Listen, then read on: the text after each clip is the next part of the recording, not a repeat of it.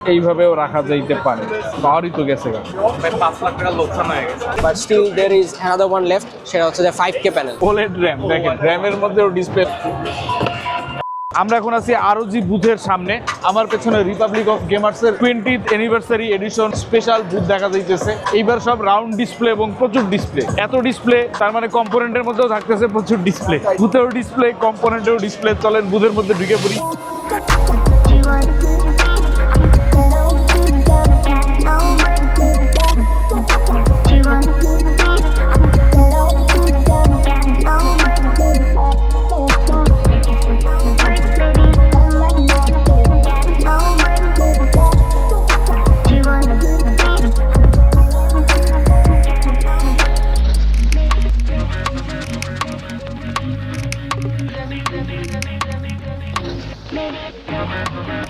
Anniversary এডিশনের সবকিছুতে একটা গোল্ডের ছোঁয়া দেখা যাচ্ছে।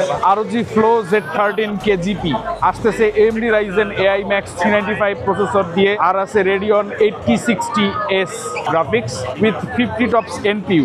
Limited edition Kojima Productions collaboration with custom carrying case, packaging adapter, exclusive Armoury Crate theme. কিবোর্ডটা স্ন্যাপ ইন হয়ে যাওয়ার কথা। শাবাশ। Kojima Productions এর মাউস খুবই হালকা। ROG Keris to Origin KGP। এখানে Flow Z13 এর বিভিন্ন পার্ট গুলারে আলাদা আলাদা করে সাজানো আছে। কি ক্যাপ কিজ, আর এগুলার স্পেশাল কেসটা হইতেছে এই যে এই কেসের মধ্যে আসতেছে। এরকম ব্রিফ কেসে করে আপনারা যাইতে পারবেন। এই হচ্ছে যন্ত্রখানা Flow Z13 Kojima এডিশন। নতুন PG সিরিজের এডিশন 20 মনিটর। সো এটা হচ্ছে ROG Tandem OLED এর মনিটর। এটা বলতে গেলে 4K 240 হার্টজ অথবা 1080p তে 480 হার্টজ পর্যন্ত সাপোর্ট করবে। এই মনিটরটা কিন্তু Asus এর লেটেস্ট জেন বা 4th gen Tandem OLED use করতেছে। সো এটার যদি OLED এর যে সাবপিক্সেল লেআউটটা আপনি যদি দেখেন, তাহলে এইখানে তারা সুন্দর মতো দেখায় দিচ্ছে যে 4th জেন OLED এর সাবপিক্সেল লেআউটটা কিরকম হয়। আমি বলি এটা টেক্সট পড়ার যে ইয়াটা সেটা যথেষ্ট ইমপ্রুভ হয়েছে এন্ড টেক্সটগুলো যথেষ্ট শার্প এন্ড বেটার দেখাচ্ছে এই ভার্সনে। সো এর বাইরে Asus এর হচ্ছে যে OLED Care Pro সাপোর্ট রয়েছে এবং এর জ্ঞান পাওয়ার সলিউশনও দেওয়া রয়েছে, যেটা নিয়ে অলরেডি কথাবার্তা বলেছি আমি। এর বাইরে এটাতে Dolby Vision সাপোর্ট রয়েছে। ইউজুয়ালি মনিটরে Dolby Vision খুব একটা দেখা যায় না, স্পেশালি গেমিং মনিটরে। সো Asus এর এই মনিটরে আমরা Dolby Vision সাপোর্ট দেখতেছি। এর বাইরে এটা একটা গ্লসি প্যানেল এবং এটা হচ্ছে যে ট্রু ব্ল্যাক সাপোর্টেড এবং আগের থেকে এটা 27% মোর কালার ভলিউম তারা দাবি করতেছে। অলসো এটাতে USB-C সাপোর্টেড রয়েছে, যেটা 90 ওয়াট পর্যন্ত পাওয়ার ডেলিভারি দিতে পারবে। এবং Asus এর সেই পরিচিত যে মনিটর স্ট্যান্ড ROG এই ধরনের একই মনিটর স্ট্যান্ড এখানে বহন করা হয়েছে। সো Asus এর প্রিমিয়াম সেগমেন্টের যত মনিটর স্ট্যান্ডগুলো রয়েছে সেগুলো কিন্তু এর ধরনের একটা আন্ডারগ্লো টাইপের সাপোর্ট রয়েছে। এর বাইরে OLED Care Pro সাপোর্ট এটা দেওয়া রয়েছে। আগের থেকে যে OLED Care ওইটার একটা বেটার ভার্সন এখানে ইমপ্লিমেন্ট করা হয়েছে। সো OLED প্যানেল 1080p তে কিন্তু খুব একটা দেখা যায় না, বাট এই কম্পিউটারে কিন্তু আমরা OLED প্যানেলের যে 1080p ভার্সন সেটা দেখতে পাইছি। এন্ড 1080p করার মেইন অ্যাডভান্টেজ হচ্ছে যে হায়ার রিফ্রেশ রেটে পুশ করা যায়। সো এটা হচ্ছে ওয়ার্ল্ড ফার্স্ট OLED ফোকাসড হচ্ছে গেমিং মনিটর, যেটা একটা 1080p 540 হার্টজ এর প্যানেল। তো এটা একটা 24.5 ইঞ্চের 1920x1080p এর ট্রু ব্ল্যাক গ্লসি টাইপের একটা যেই প্যানেল এবং এটা সর্বোচ্চ 540 হার্টজ পর্যন্ত রিফ্রেশের সাপোর্ট করে এবং এটাও ইউজ করা হয়েছে স্যামসাং এর নতুন Tandem OLED বা 4th generation OLED panel. Mostly এটাতে যে 540 হার্টজ যে এনজয় করার ব্যাপারটা সেটা কিন্তু ইজিলি এনশিওর করা যেতে পারে। তো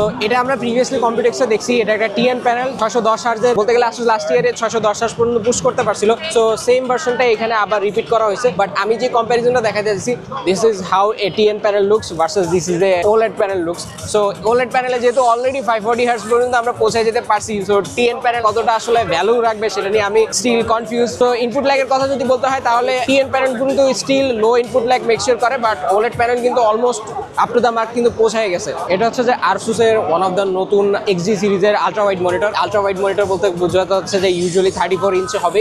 সো এটা একটা 34 ইঞ্চের 2K রেজুলেশনের আলট্রা ওয়াইড মনিটর এবং যেটা সর্বোচ্চ 240 হার্টজ পর্যন্ত রিফ্রেশে দিতে পারে। এগেইন এটা হচ্ছে ওই নিও প্রক্সিমিটি সেন্সর ইউজ করা হয়েছে এবং এটাতে display HDR500 supported. So true black support আমরা এক্সপেক্ট করতেছি। এন্ড এটার কার্ভেচার যদি বলতে হয়, এটা একটা 1800 আর কার্ভেচারের যে panel, but still there is another one left, সেটা হচ্ছে যে 5K প্যানেল। তো this is the 5K panel with the dual mode.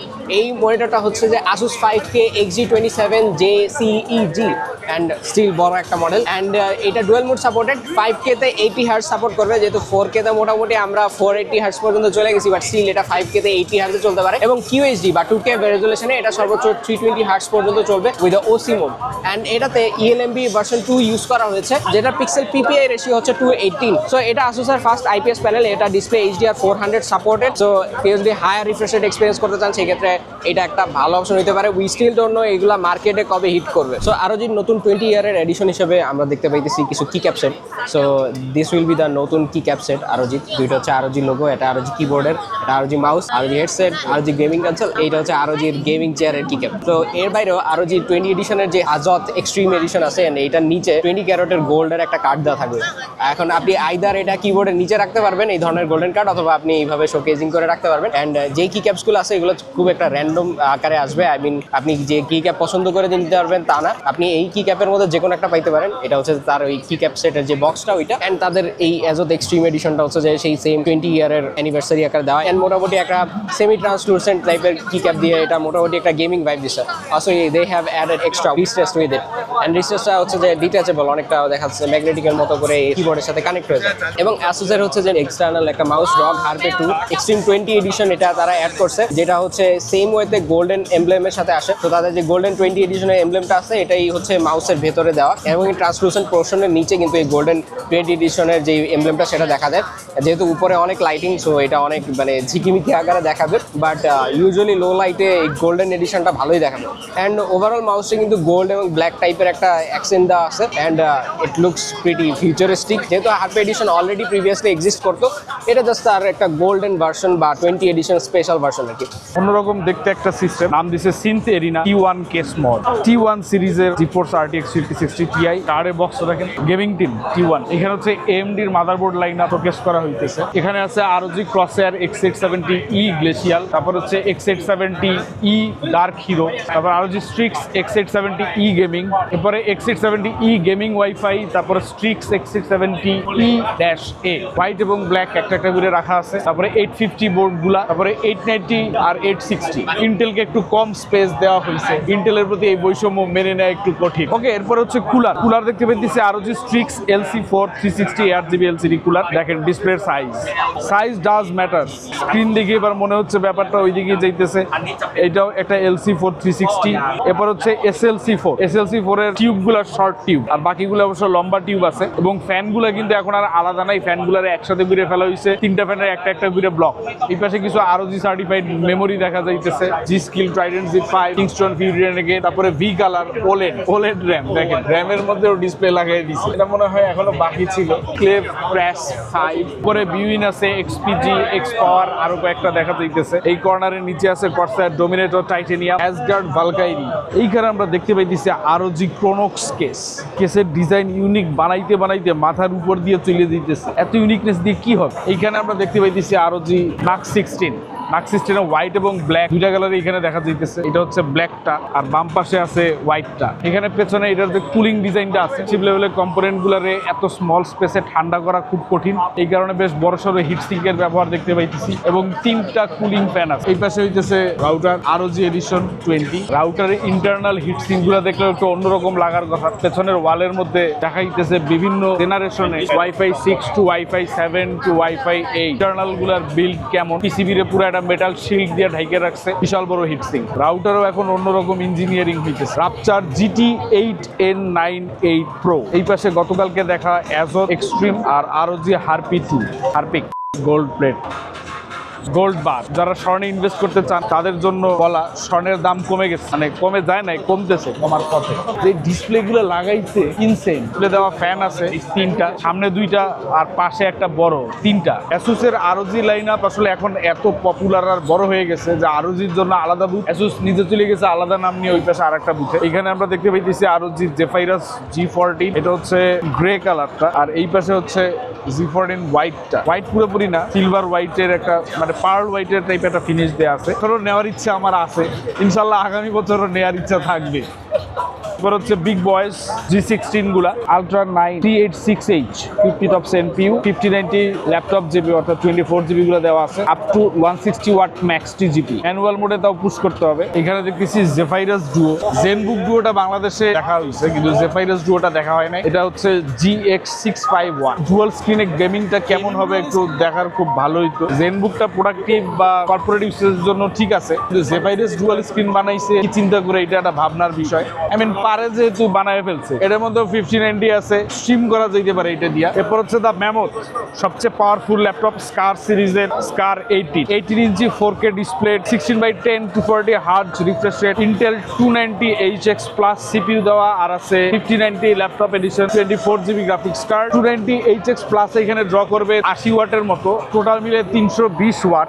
আর এইটার 5090টা অন্যগুলোর থেকে একটু পাওয়ারফুল কারণ এইটায় প্রায় 175 ওয়াট পর্যন্ত টানতে পারে 5090। এইখানে সিপিইউ আর জিপিইউ মিলে টোটাল 320 ওয়াটের মতো টানবে। এখন এই 320 ওয়াট কতটুকু স্টেবল ভাবে টানতে পারে এটাই হচ্ছে ফ্যাক্টর। অনেক ক্ষেত্রেই দেখা যায় জিপিইউ গুলা বা সিপিইউ গুলা স্পাইক করে পাওয়ার কিন্তু এই ডিভাইসটা 320 ওয়াট সাস্টেইন করতে পারে for a long period of time. ফলাফল স্বরূপ ল্যাপটপটা যথেষ্ট বিফি এবং হেভি ডেফিনেটলি। যারা পোর্টেবল ডিভাইস চান এবং সর্বোচ্চ পাওয়ার কনজাম্পশন সর্বোচ্চ পাওয়ার ডেলিভারি সহ তাদের জন্য হচ্ছে স্কার এডিশন। আর যারা চিকন চাকন হালকা পাতলা ল্যাপটপ খুঁজতেছেন তাদের জন্য হচ্ছে জেফাইরাস। এই পাশে আমরা স্ট্রিক্স G16 দেখতে পাচ্ছি তারপরে হচ্ছে আরেকটা স্ট্রিক্স G16 একটা হচ্ছে 5080 দিয়ে আরেকটা ওটাও 5080 একই ল্যাপটপ কালার আলাদা। আরো জি বুথ থেকে বেরোয় আমরা অ্যাসুস বুথের দিকে আগাই। এই হচ্ছে ভেরা রুবিন NVL72 র্যাক এর মধ্যে উপরে একটা 110 কিলোওয়াট নিচে একটা 110 কিলোওয়াট টোটাল 220 কিলোওয়াটের পাওয়ার সাপ্লাই দিয়ে চলতেছে এইটা। এই পাশে একটা খোলা আছে এটা হচ্ছে Rubin 88 core CPU NVIDIA Bluefield Force STX server. এই একটা কম্পিউটার ট্রে আমরা দেখতে পাইতেছি এইটাই র্যাকের মধ্যে ছিল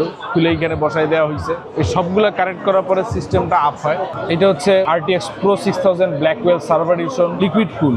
এখন আমরা আছি Asus ProArt সিরিজের সামনে। এটা হচ্ছে Asus ProArt P16 যেটার মধ্যে আছে NVIDIA RTX Spark। RTX Spark এর মধ্যে আছে 6144টা CUDA কোর মেইনলি এটা একটা 20 core ultra efficient CPU up to 1 পেটাফ্লপ FP4 AI performance দিতে পারবে। মেমোরি আছে 128GB unified memory up to 128GB। এইখানে হচ্ছে Asus ZenBook সিরিজের মধ্যে এইবার Asus ZenClaw নামে একটা AI টুল দেয়া আছে। Asus এর নিজেদের পার্সোনাল AI অ্যাসিস্ট্যান্ট বলা যেতে পারে। যেমন আমার সামনে আছে ZenBook A16 এর মধ্যে ZenClaw ইনস্টল করা আছে এবং কেমনে কাজ করে দেখানো হইতেছে। কোপাইলট প্লাস তো আছেই তার সাথে ZenClaw। এটা হচ্ছে Asus এর NVIDIA GB300 Grace Blackwell ultra desktop super chip দিয়ে তৈরি। তো এই ছিল আমাদের Asus ROG দুইটার কভারেজ এবং এইবারের DIY মার্কেটে যা কিছু আছে সবই ROG বুথে চলে গেছে। আর Asus এর যে সিস্টেম লাইন আপ যেটার মধ্যে আপনার ল্যাপটপ আছে এবং ডেস্কটপ সেগুলো সব আলাদা Asus প্যাভিলিয়নে চলে গেছে। DIY is huge but enterprise is the future.